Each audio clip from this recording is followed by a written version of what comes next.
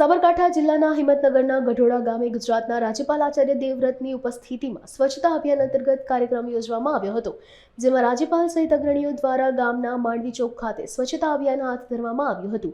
ત્યારબાદ રાજ્યપાલે ગઢોડા પ્રાથમિક શાળા નંબર 2માં સ્વચ્છતા અભિયાન અંતર્ગત સંવાદ કાર્યક્રમમાં હાજરી આપીને ગામ લોકો સાથે સ્વચ્છતા અંગે સંવાદ સાધ્યો હતો। રાજ્યપાલે જણાવ્યું હતું કે પ્રત્યેક પરિવાર સ્વચ્છતાનો સંકલ્પ લે અને શુભ દિવસોની ઉજવણી એક ઝાડ વાવીને કરે તો સમાજમાં મોટું યોગદાન થશે।